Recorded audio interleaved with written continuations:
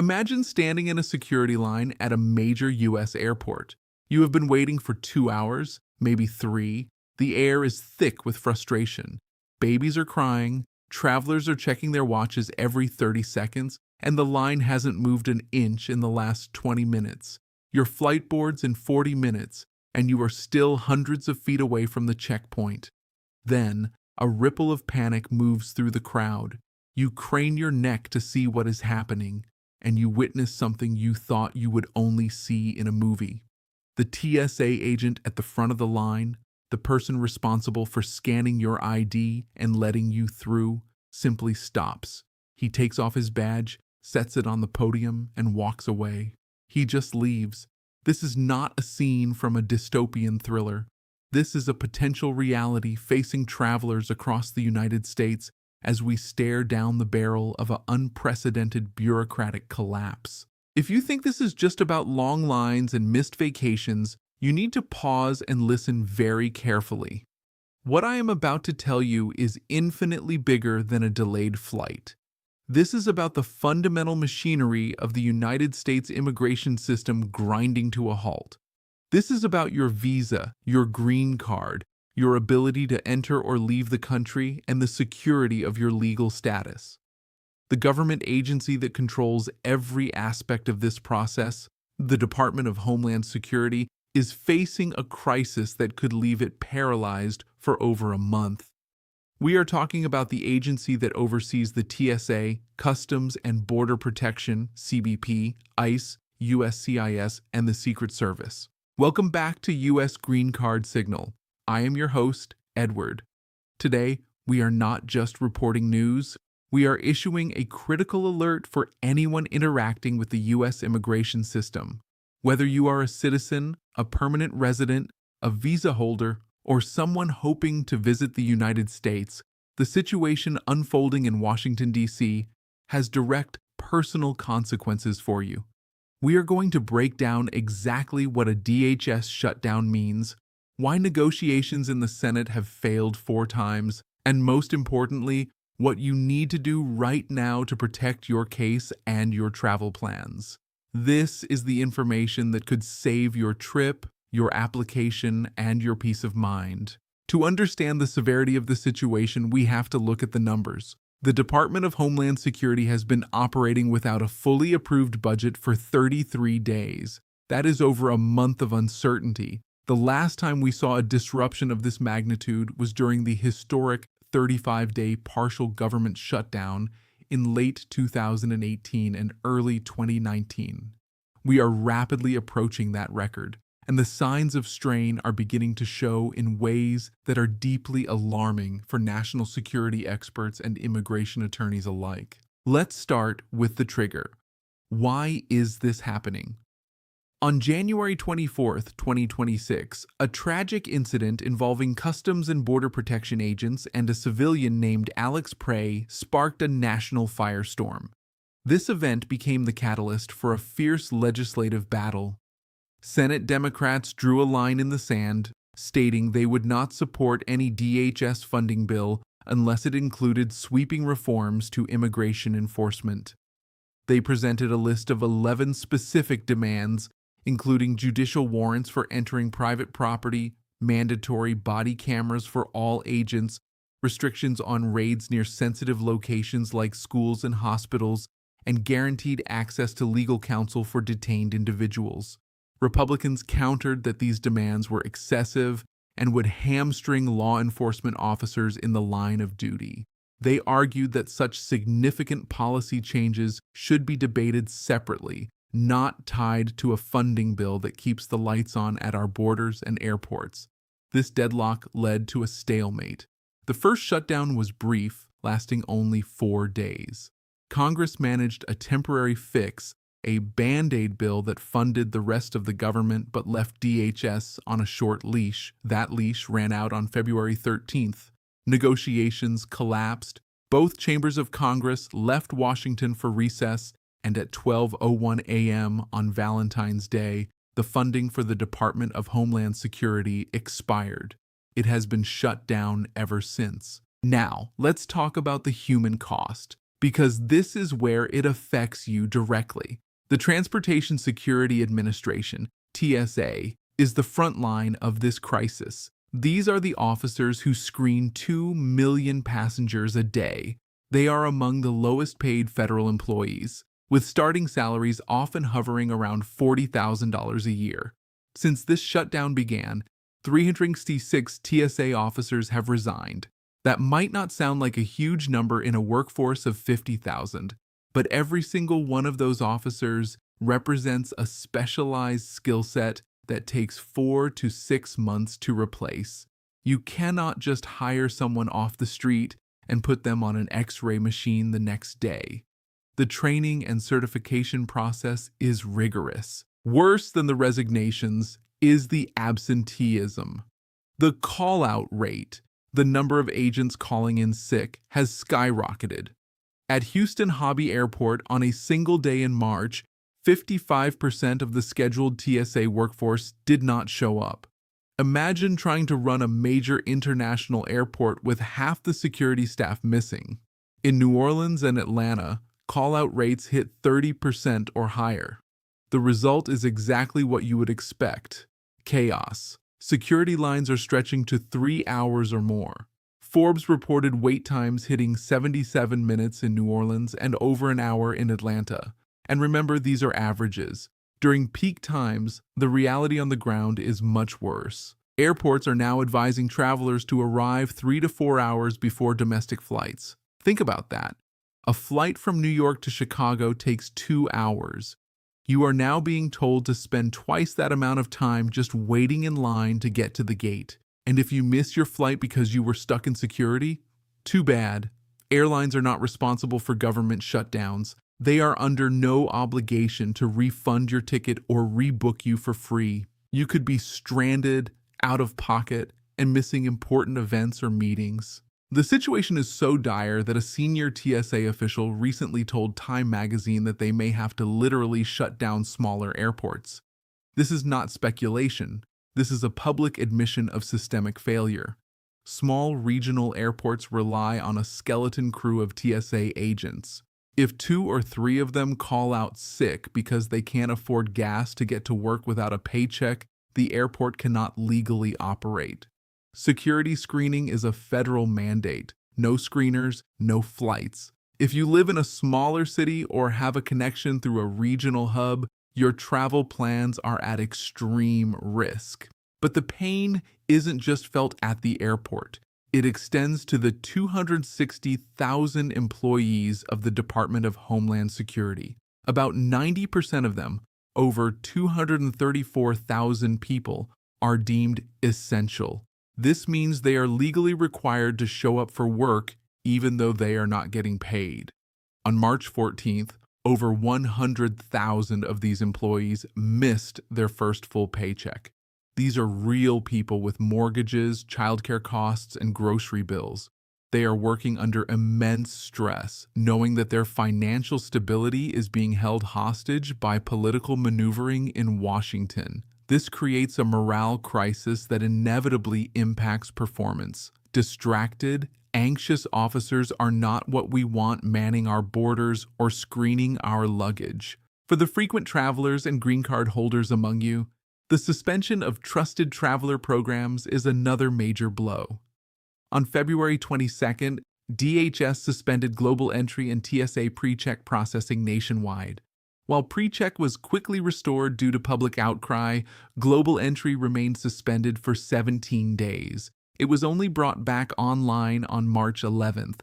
However, with the shutdown ongoing, there is zero guarantee that it won't be suspended again.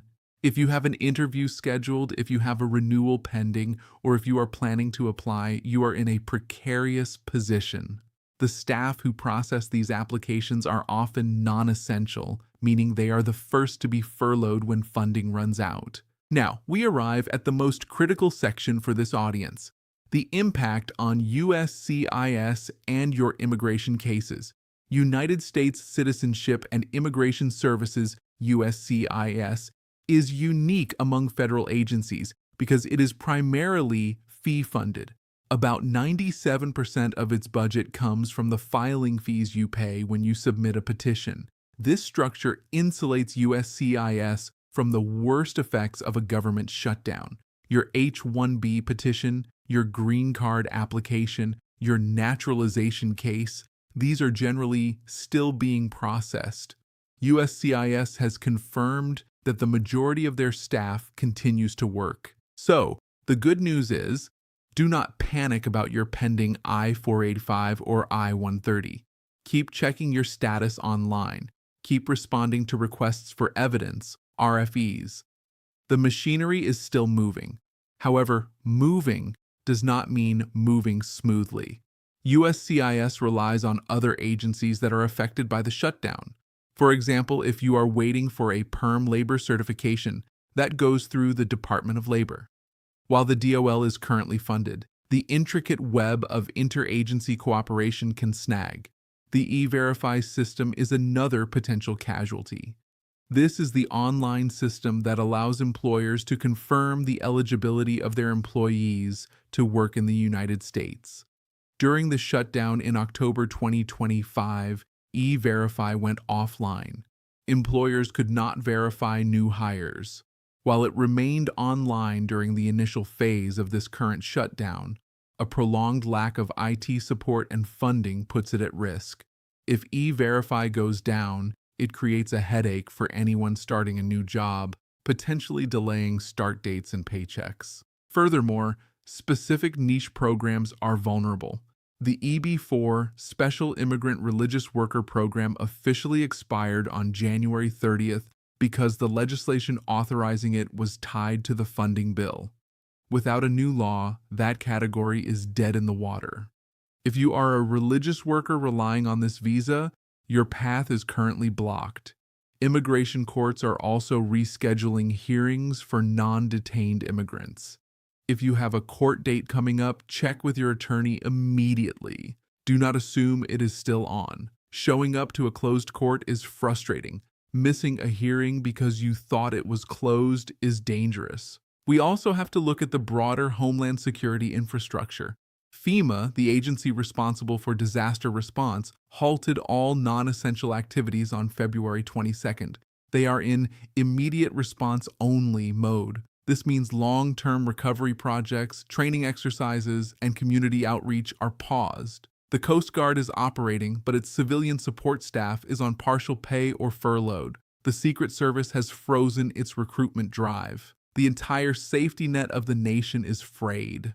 So, what can you do? Sitting and worrying is not a strategy.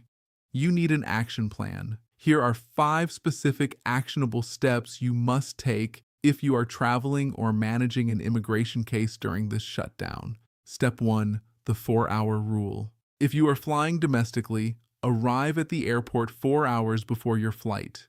I know this sounds excessive. I know nobody wants to spend 4 hours in an airport terminal. But right now, the alternative is missing your flight.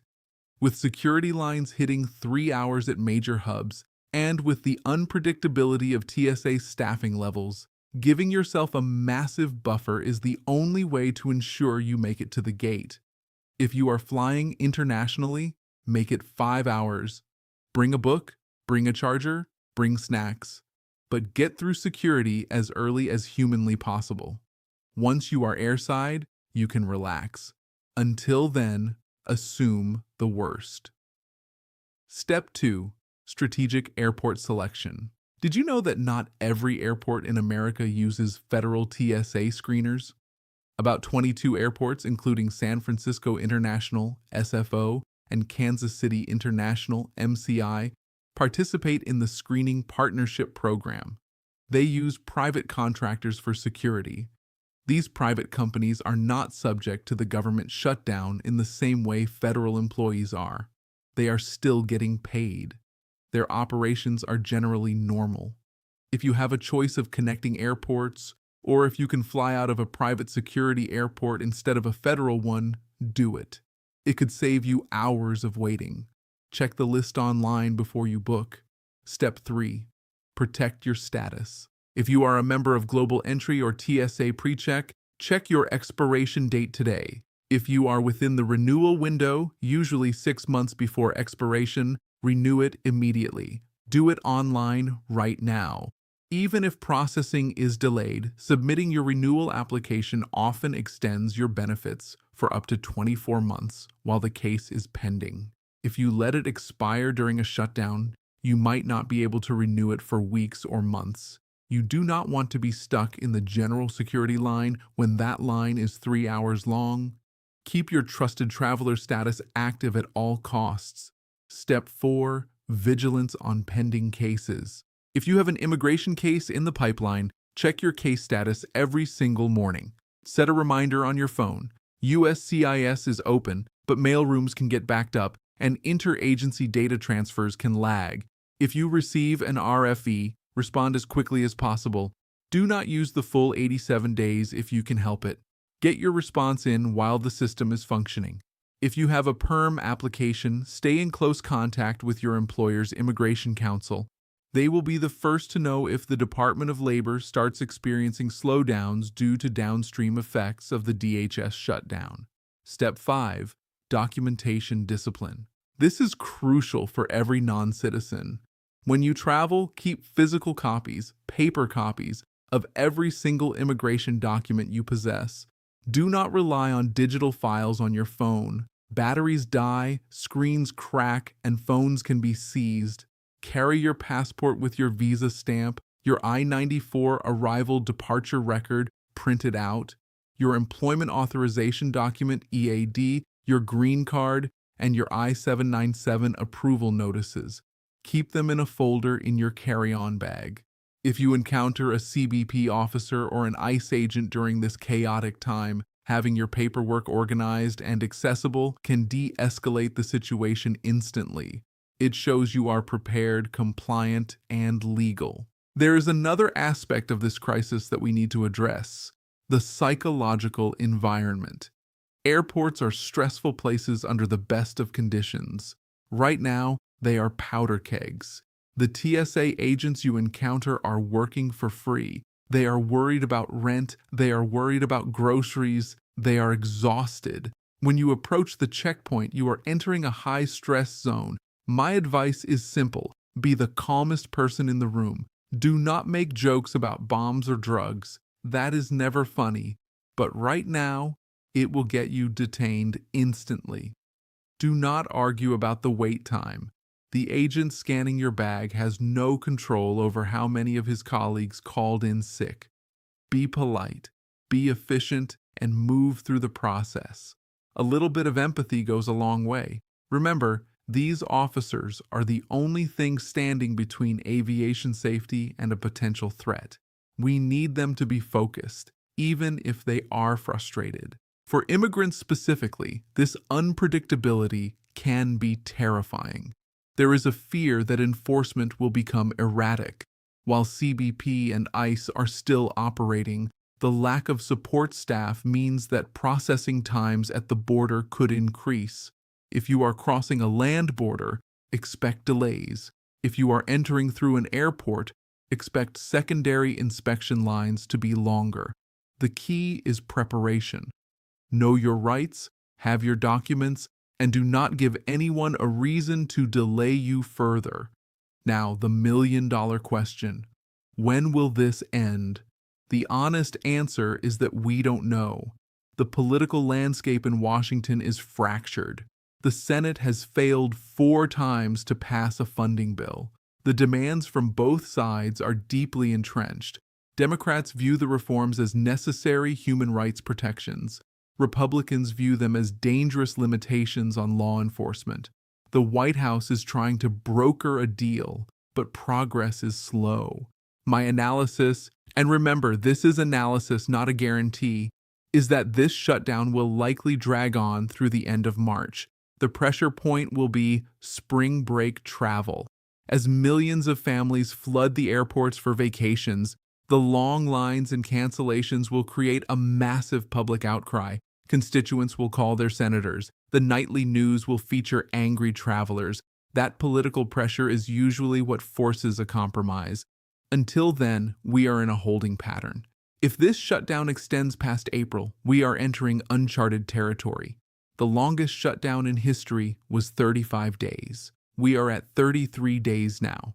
Every day beyond that sets a new, grim record. The strain on the workforce will become unsustainable. We could see mass resignations, airport closures, and a significant degradation of national security capabilities. This is why this channel exists. U.S. Green Card Signal is here to give you the information that the mainstream media often overlooks. They talk about the politics. We talk about the practical impact on your life. We talk about what form to fill out, what line to stand in, and how to protect your status when the system is shaking. So here is your homework for today. Check your travel dates, check your document expiration dates. Talk to your family about the plan if you get delayed at the airport. And please share this update. Send it to your friends who are traveling. Send it to your relatives who are waiting for visas. Knowledge is safety. The more people who know what to expect, the smoother the process will be for everyone. I will be monitoring the situation in Washington around the clock. As soon as a deal is reached, or if the situation changes significantly, I will post an update here. Make sure you are subscribed and have the bell notification turned on so you don't miss that alert. Join our community discussion in the comments. Share your experiences at airports or with USCIS. Let us know what you are seeing on the ground. This is Edward for U.S. Green Card Signal.